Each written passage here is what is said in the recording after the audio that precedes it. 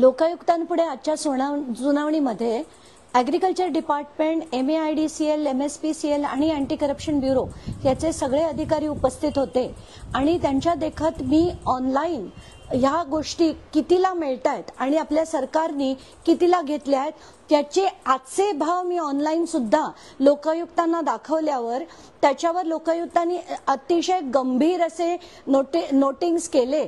एवढंच नाही तर व्ही राधा ज्या ॲग्रिकल्चर सेक्रेटरी होत्या त्यांचा एक अतिशय महत्त्वाचा रिपोर्ट हा ॲग्रिकल्चर डिपार्टमेंटमधनं मिसिंग आहे याची माहिती दिल्यावर एक तर कसं झालं की ह्या अधिकारी ज्या होत्या व्ही राधा यांनी या कृषी जो सो कॉल्ड टेंडर प्रोसेस होतं त्याच्यातलं झालेलं अमाप भ्रष्टाचार याच्यावर त्यांनी एक रिपोर्ट बनवला होता. तो रिपोर्ट त्यांनी मंत्र्यांकडे पाठवला. धनंजय मुंडे यांनी तात्काळ त्यांचीच बदली करून टाकली आणि ह्याच्यावर आत्ताच्या घटनेला हा रिपोर्ट मिसिंग आहे याची माहिती कन्फर्म डेप्युटी सेक्रेटरी यांनी लोकायुक्तांना दिली. त्यांनी कन्फर्म केलं की हा रिपोर्ट मिसिंग आहे, ही फाईल सरकारकडे उपलब्ध नाही, मंत्र्यांकडे गेली, त्याचा जावक नंबर आहे पण मंत्र्यांकडनं परत आली नाही हे देखील त्यांनी लोकायुक्तांना कन्फर्म केल्यावर धनंजय मुंडे यांच्या वकिलांनी असं मांडलं की मला याच्याबद्दल माहित नाही, मी माझ्या क्लायंटकडनं इन्स्ट्रक्शन्स घेईन. तर लोकायुक्तांनी डायरेक्शन्स दिल्या आहेत की या सगळ्या अधिकारी जे MAIDCL, MSPCL, anti corruption bureau यांनी 2 आठवड्यात मला त्यांचे रिटन रिप्लाय फाईल करायचे आहेत. धनंजय मुंडेंच्या वकिलांनी आतापर्यंत मला रिप्लाय फाईल केला नाही.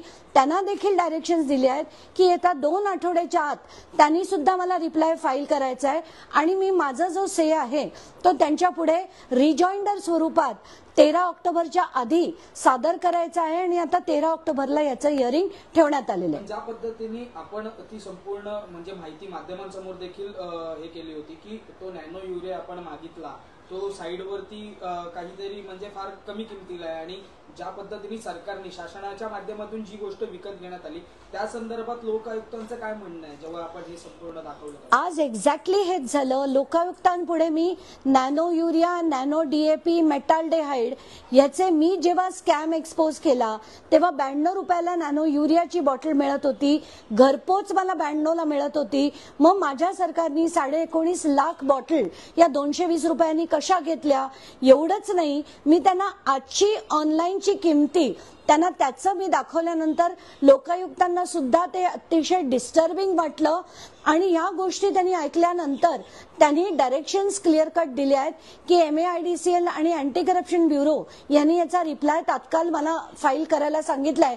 त्यांच्याकडनं तो मला 2 आठवड्यात आला पाहिजे आणि त्याच्या पुढच्या 2 आठवड्यामध्ये मला रिजॉइंडर फाईल करण्याची मुभा त्यांनी दिलेली आहे. ज्या अधिकाऱ्यांची बदली झाली होती त्या काही नेमकं त्यांचं काही आक्षेप आहे का किंवा त्यांनी या सुनावणीला हजेरी लावली होती का? त्यांचं काही स्पष्टीकरण आलंय का? धनंजय मुंडे हे मंत्री असताना व्ही राधा नावाच्या ॲग्रिकल्चर सेक्रेटरी होत्या आणि या व्ही राधांना हा एंटायर टेंडर प्रोसेस अतिशय गौड बंगाल आहे असं त्यांचं जे मत स्पष्ट मत होतं त्यांनी एका फाईल मध्ये घातलं. ती फाईल त्यांनी मंत्र्यांकडे पाठवली. त्याचा जावक क्रमांक ॲग्रिकल्चर डिपार्टमेंटमध्ये नोटेड आहे पण मंत्र्यांनी राजीनामा दिल्यावर ती फाईल खरं तर परत देणं क्रमप्राप्त होतं. ही फाईल परत दिली गेली नाही आणि आत्ताच्या घटनेला ही फाईल मिसिंग आहे असं प्रतिभा पाटील नावाच्या डेप्युटी सेक्रेटरीनी लोकायुक्तांपुढे मांडलं. त्यावर लोकायुक्त म्हणाले तुमच्याकडे त्याची डुप्लिकेट कॉपी नाही का? तर ती कॉपी आमच्याकडे उपलब्ध नाही. मंत्र्यांकडनं ती फाईल परत आली नाही असं स्पष्ट मत प्रतिभा पाटील यांनी लोकायुक्तांपुढे मांडलं. आत्ताच्या घटनेला लोकायुक्तांनी त्यांना डायरेक्शन्स दिल्या आहेत की पत्र लिहून व्ही राधा ॲग्रिकल्चर सेक्रेटरीकडनं याचं पत्र लिहून त्यांचं पूर्ण म्हणणं जे आहे डिटेल्स जे आहेत ते त्यांनी मांडावेत असं आत्ताच्या घटनेला डायरेक्शन्स मिळालेले आहेत. ज्या पद्धतीने गेल्या अनेक महिन्यांपासून हा संपूर्ण जो आहे तो घोळ सुरू आहे आपल्या माध्यमातून वारंवार अनेक खुलासे केले जातात धनंजय मुंडे यांचं मंत्रीपद देखील गेलं, परंतु आता ही लोकायुक्ताची जी सुनावणी झालेली आहे यामध्ये आपल्या माध्यमातून जे स्पष्टीकरण दिले गेले आणि ज्या पद्धतीने या गोष्टी समोर आणल्या गेल्या त्यामुळे त्यांचं म्हणजे त्यांची जी आमदारकी आहे ती देखील धोक्यात जाऊ शकते असं म्हणायचं आपल्याला. प्रश्नच नाही. आता हा जर स्कॅम व्यवस्थित नीट आता अँटी करप्शन ब्युरोनी नीट काम केलं तर आत्ताच्या घटकेला मी आजच्या हिअरिंगमध्ये सुद्धा मांडलं की या गोष्टी ज्या अँटी करप्शन ब्युरोकडे गेल्या आहेत तर मोडस ऑपरेंडी काय असते. सरकार MAIDCLनी पैसे कॉन्ट्रॅक्टरला दिले असतील, कॉन्ट्रॅक्टरनी ते पैसे त्याच्यातनं कॅश विथड्रॉ करून पॉलिटिशियन्सना दिली असेल तर कॅश विथड्रॉलची चौकशी अँटी करप्शन ब्युरोनी करावी अशी मागणी मी केली आणि ती जर व्यवस्थित अँटी करप्शन ब्युरोनी केली आणि दाखल केली तर मी तुम्हाला खात्रीने सांगू शकते याच्या पुढे धनंजय मुंडे हे कधी या मंत्रिमंडळात परत येऊ शकणार नाही.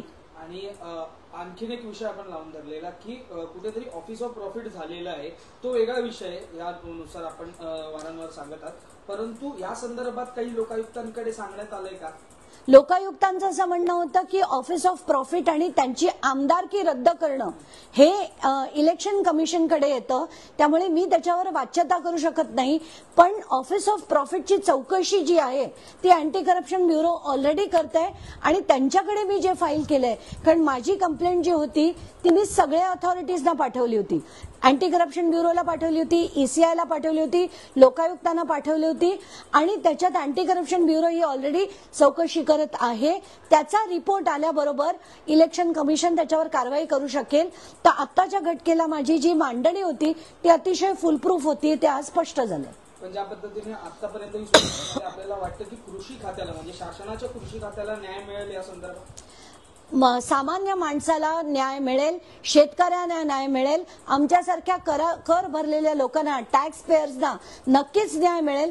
कारण आताच्या घटकेला आपल्या कराचा पैसा जो आपण सरकारला देतो की एका शेतकऱ्याला मदत करण्यासाठी हे अनुदान मिळण्यासाठी आपण जो पैसा देतो तो पैसा त्यांच्यापर्यंत पोहोचत नाहीये. मधल्यामध्ये हे जे राजकारणी खातायत याच्या विरुद्धचा आपला जो लढा आहे त्याच्यात न्याय नक्कीच मिळेल अशी माझी अपेक्षा आहे. ताई, अगदी शेवटचा प्रश्न जरा वेगळा विषय आहे. आपण ट्विट करून बेस्ट पतपेढी निवडणुकीमध्ये ज्यांचा विजय झालाय शशांक राव म्हणजे 14 जागा त्यांनी निवडून आणलेल्या त्यांना शुभेच्छा दिल्या, परंतु कुठल्याही राजकीय पाठबळ नसताना राजकीय म्हणजे कोणाचाही पक्षाचा पाठिंबा न घेता त्यांनी ही निवडणूक लढून आली असं आपल्याला आपण त्या ट्विटमध्ये नक्कीच मला असं वाटतं की कामगारांचा विजय झाला आणि सगळ्या राजकारण्यांचा पराभव झाला. याच्यात युती सरकार पण पडलं, ठाकरे बंधूही पडले, सगळे साफ झाले. कारण लोकांचा सामान्य माणसाचा या कुठच्याही राजकारण्यावर आता भरोसा उरलेला नाही. म्हणून शशांक राव ज्यांच्या वडिलांनी असंख्य कामगारांसाठी जे जे आतापर्यंत केलं त्यांची पुण्याई म्हणून त्यांच्या मुलाला आणि त्यांनी सुद्धा शशांक रावनी सुद्धा घेतलेली प्रचंड जी मेहनत होती त्याच्यामुळे त्यांना कामगारांनी आज समर्थन दिलं आणि म्हणून ते 14 सीट जिंकू शकले. म्हणून मी म्हटलं की त्यांना शुभेच्छा आणि त्यांनी कामगारांसाठी मेहनत करून काम करावं अशीच त्यांना माझ्याकडनं अपेक्षा. आता असं कळत आहे की ते महापालिकेसाठी भाजपचे स्टार प्रचारक असणार आहेत, या संदर्भात आपल्याला काय? नाही, आता ते राजकारणात काय करतात मला घेणं देणं नाही, पण कामगारांसाठी त्यांनी काम करावं ही अशी नक्कीच अपेक्षा आहे. पण कालच्या निर्णयानंतर मी एका माध्यमाकडे एक म्हणणं मांडलं होतं की मला वाटत नाही की यापुढे उद्धव ठाकरे आणि राज ठाकरे एकत्र राहतील, कदाचित उद्याच ते भाजपला जाऊन भेटतील असंही मी काल संध्याकाळी म्हटलं आणि एक्झॅक्टली आज तेच झालं. राज ठाकरे 50 मिनिटांसाठी सिव्हिक इश्यूवर मुख्यमंत्र्यांना भेटतात.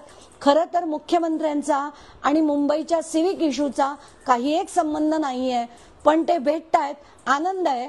काय डिस्कशन झालं ते आणि CM दोघच जण सांगू शकतील. धन्यवाद.